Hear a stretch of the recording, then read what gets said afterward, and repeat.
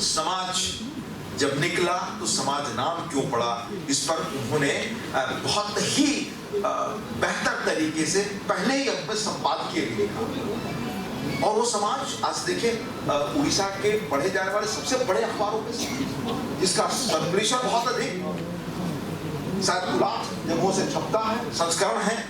तो प्रकाशन का उद्देश्य बहुत उन्होंने स्पष्ट किया, और नाम समाज क्यों रखा है इस पर भी उन्होंने पहले संपादकीय में लिखा।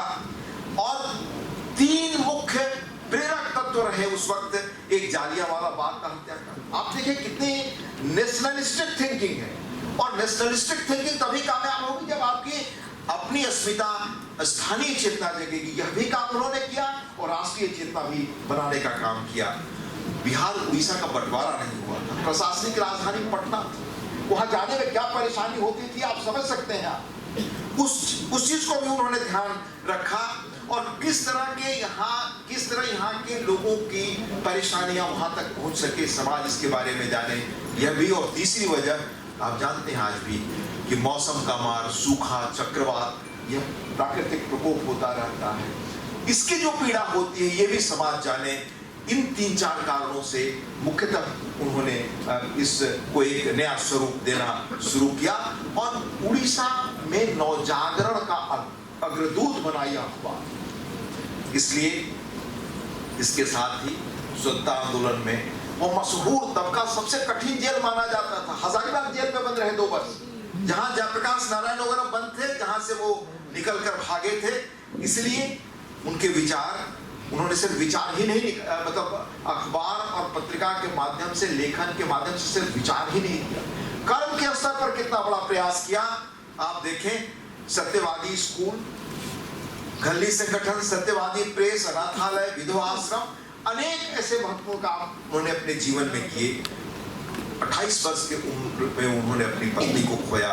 जब बाढ़ पीड़ितों के बीच काम कर रहे थे तो उनका लड़का मृत्यु से संघर्ष कर रहे थे। उनके दोनों बेटियों की देखरेख उनके भाई ने की। यानी हमेशा समाज को पहले रखने वाली क्या पीढ़ी थी, क्या दृष्टि थी ऐसे लोगों की, वो हमेशा हम सबको प्रेरित करते रहेंगे। 1917 से 1920 तक बिहार विधान परिषद के सदस्य रहे, क्योंकि समय का अभाव है। फिर उड़ीसा कांग्रेस के अध्यक्ष बने। वहां की प्रोसीडिंग्स में उनका अद्भुत योगदान है, जो हम लोगों ने थोड़ा पता किया, उसमें किस तरह के सवाल उन्होंने वहां प्रोसीडिंग्स में उठाए हैं, जरूर उसको भी कभी पता करना चाहिए, उस पर काम करना चाहिए। और गांधी जी से उनका, जैसे चंपारण में राजकुमार शुक्ल ले गए गांधी जी को, जो किसान आंदोलन हुआ, इसी रूप में गांधी जी को यहाँ लाने वालों में वही थे, वो बंधु जी ही थे।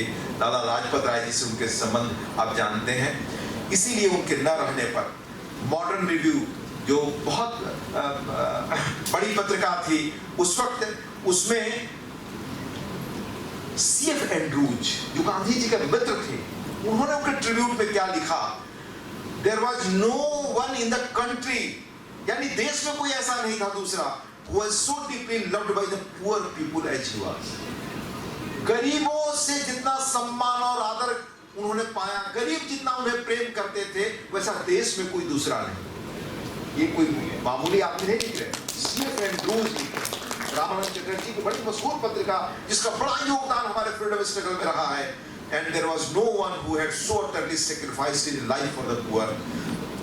Indeed, Gobandhu Das was a great marker of Odia identity, and despite all remarks from the side of his adversary, he is an unmistakably milestone for the people of Odisha, which reminds them always the value of selfless service to the cause of motherland. ये C.F. Andrews ने उनके बारे में लिखा।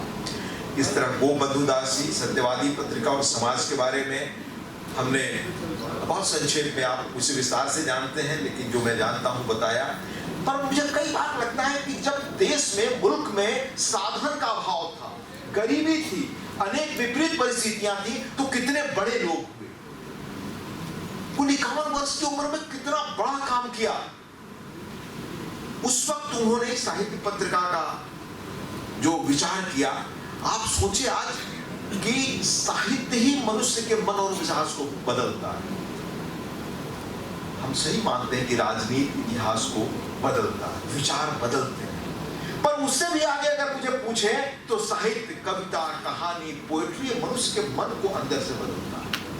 उस वक्त कल्पना करना कि हमको साहित्यिक पत्रिका निकालना है, और इस परंपरा को 100 वर्ष बाद आप लोगों ने बहुत मजबूती से आगे बढ़ाने का काम किया। आप सब बधाई के पात्र हैं। वजह क्यों मैं बताऊं आपको, तब की चुनौतियां को उन्होंने स्वीकार किया। आज की जो चुनौतियां हैं उनके दिखाए रास्ते पर अगर हम चलते हैं तो उन दिनों की क्या चुनौती थी? उन दिनों की चुनौती थी उड़िया भाषा, उसकी अस्मिता की पहचान का सवाल, भारत की आजादी का सवाल, नवजागरण, हमारे चेतना का विकास हो, गांधीवादी रास्ते क्या थे? गांधीवादी रास्ते के साधन और साध्य में एकता, हम एक नैतिक और चरित्र का समाज बनाए, सबसे बड़ी चुनौतियां ये हैं। और दूसरी चुनौती है कि समाज कैसे, टेक्नोलॉजी आज समाज को बड़ी तेजी से बदल रही है। 10-20 वर्षों में टेक्नोलॉजी ने जिस रूप में बदला है तो समाज में अकेलापन बढ़ रहा है। समाज में वो टेक्नोलॉजिकल डिवाइसेज आ रहे हैं जो फेस टू फेस कांटेक्ट लगभग खत्म हो रहे। घर परिवार में भी हम एक दूसरे कमरे में रहते हैं, या तो हम टीवी से जुड़ते हैं, इंटरनेट से जुड़ते हैं, सोशल मीडिया से जुड़ते हैं। तो पहले जो आइडिया चीजों को चेंज करती थी, आज वो टेक्नोलॉजी चेंज कर रही है। उस दौर में साहित्य जितना चीजों को जोड़ेगा वो कोई और चीज नहीं जोड़ सकती। उस वक्त उन्होंने साहित्य के बारे में सोचा। आज की जो चुनौतियां हैं, प्रिंट मीडिया पर अलग किस्म की चुनौतियां हैं, पेपरलेस एरा का दौर, कॉस्ट ऑफ प्रोडक्शन और विज्ञापन की चुनौती, अनइथिकल जर्नलिज्म भी हो रहा है। तब आप जिस रास्ते पर चलते हैं, लेकर का विज्ञापन न छपना, समाज की सेवा के लिए बाकायदे प्रयास करना, ये अद्भुत है। हमारे अपने समय की चुनौतियां हैं। जो टेक्नोलॉजिकल एक्सपर्ट्स हैं वो कह रहे हैं कि आर्टिफिशियल इंटेलिजेंस आने वाले 10 वर्षों में दुनिया में रिश्तों को, सब चीजों को बड़ी गहराई से बदल देगा। उसके अनुरूप हम समाज को कैसे तैयार करें, विचारों से, लोगों के मन को स्पर्श करके। इसमें साहित्य की बड़ी भूमिका हो सकती है, लोगों को एडुकेट करने में, बताने में। फ्यूचरोलॉजी आज दुनिया में एक बड़ा विषय बन गया कि मानवता किधर जा रही है, मनुष्य किधर जा रहा है। क्लाइमेट चेंज हमारे अस्तित्व से जुड़ गया है। मटेरियल कंज्यूमरिज्म वर्सेस स्पिरिचुअल रास्ता जो उड़ीसा जैसी धरती हमें दिखाती है कि हम किस रास्ते आगे बढ़े। ये विचारों के कमजोर होने का दौर, टेक्नोलॉजी के बढ़ने का दौर है। इसलिए हमें नए ढंग से सोचना होगा। गांधी जी ने जो पत्रकारिता के बारे में कहा, जिस पर आज भी समाज, या गोपबंधु दास जी की बताई वो सत्यवादी पत्रिका, या उनके अन्य प्रकाशन चलते हैं, उसके पीछे एक दर्शन था। गांधी जी का जो कोट था, the soul aim of journalism should be service.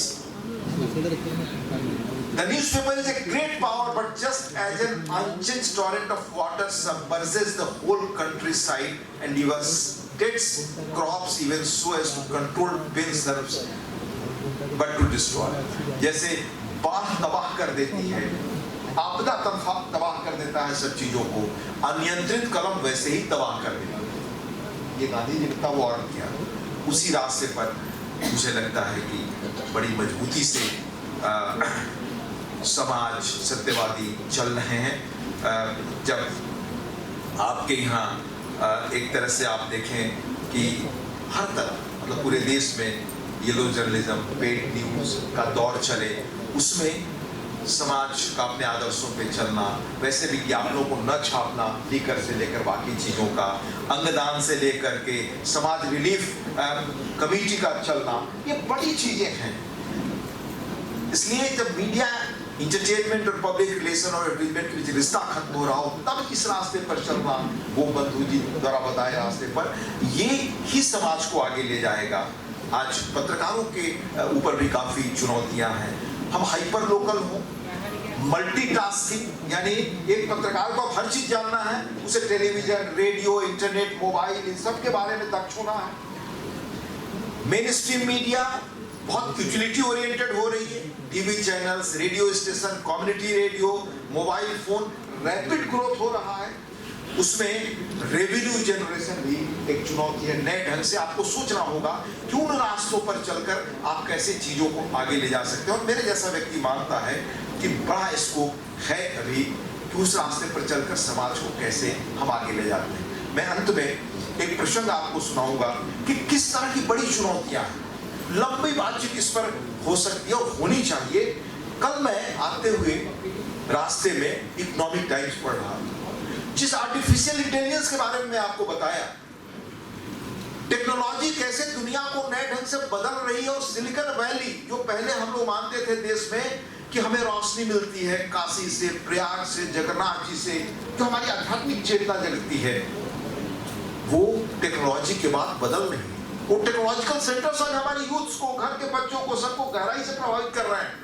उसमें जो फोर्थ इंडस्ट्रियल रिवॉल्यूशन हम जिसे कहते हैं, वो आर्टिफिशियल इंटेलिजेंस का era। उसने, उसके पास वो ताकत, वो क्षमता आ गई है कि मनुष्य या ये दुनिया किस रूप में रहेगा, ये तय करने की क्षमता उसके पास। इसलिए 2014 में एक संस्था का गठन हुआ, the future of life institute. Future of life institute, इसको सबसे अधिक पहला पैसा एलन मास्क ने दिया, जो टेक्नोलॉजी के बड़े एक सूत्रधार हैं।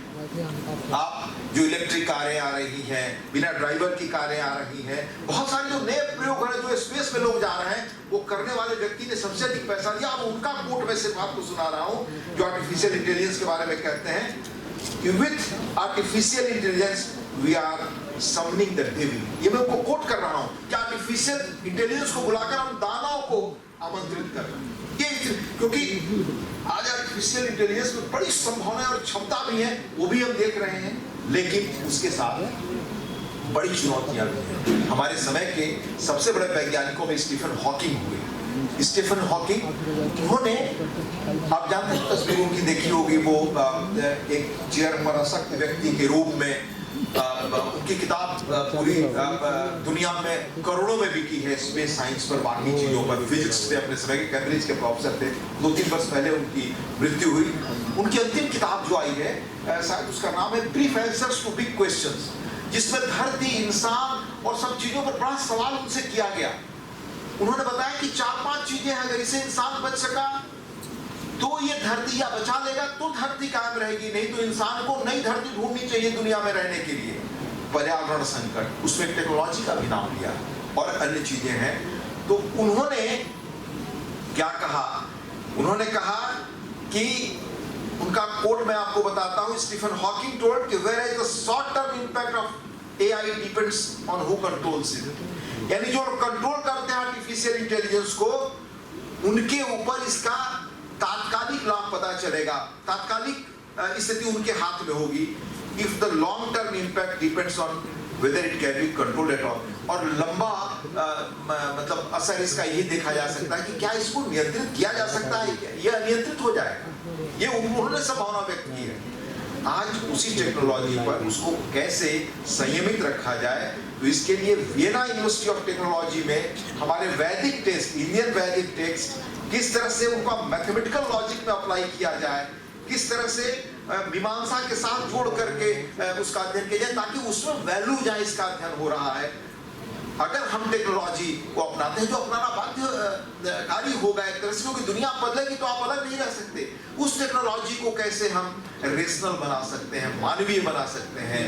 भारत के जो विचार सनातन हमारे रहे हैं, जो वो बंधुदास जी जैसे लोगों के जो विचार और सोच रहा है, उसके रूप कैसे हम मानवीय बना सकते हैं, वो रास्ता इन्हीं लोगों से मिलता है। इसलिए हमें ऐसे लोगों को याद करना फ्यूचर को समझने के लिए जरूरी। इतिहास में जब भी हम अपने ऐसे लोगों को याद करते हैं, तो उनको अमर बनाने के लिए नहीं, वो तो अमर बन चुके हैं। हम इसलिए याद करते हैं, उनसे ताकत ग्रहण करते हैं कि हमको भविष्य की दृष्टि मिलती है। इसलिए अगर भविष्य देश का, समाज का मानवीय और बेहतर बनाए रखना है, तो हमें वो बंधुदास जी जैसे लोगों को, उनके काम को हमेशा याद रखना होगा, प्रेरणा पानी होगी। आपने मुझे यहाँ आमंत्रित किया, बोलने का अवसर दिया, मैं आप सबका आभारी हूँ। आपने धैर्य से सुना। जय हिंद।